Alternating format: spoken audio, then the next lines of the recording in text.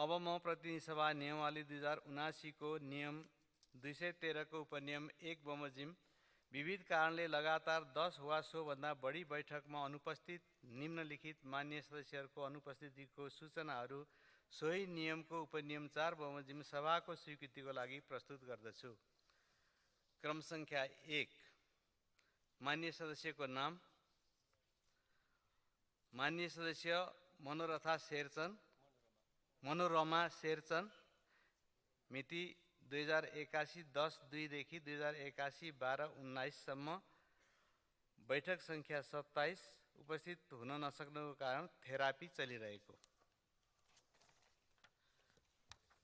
क्रम संख्या 2, मान्य सदस्यको नाम: मान्य सदस्य लीलादेवी बोखिम लिम्बू, मिति 2081 11/22 देखि 81 12/19 सम्म, बैठक संख्या 14, पारिवारिक कामले बेलायत जानु परेको।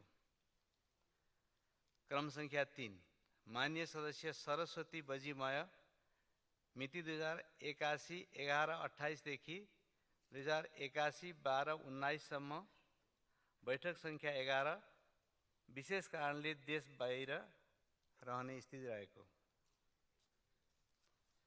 4, मान्य सदस्य रमेश रिजाल, मिति 2081 11/25 देखि मिति 2081 12/19 सम्म,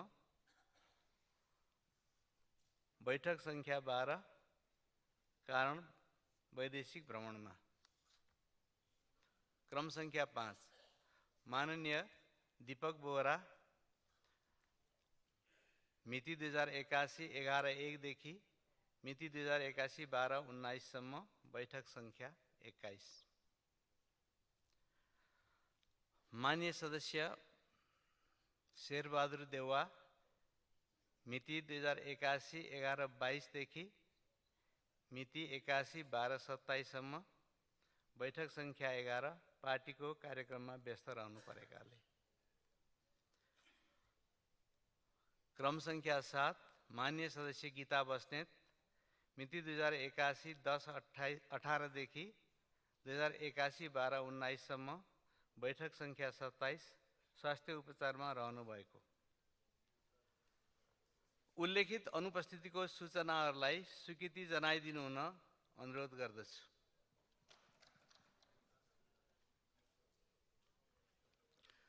उल्लेखित अनुपस्थितिको सूचनाहरूलाई सभाले स्वीकृति जनाएको म घोषणा गर्दछु।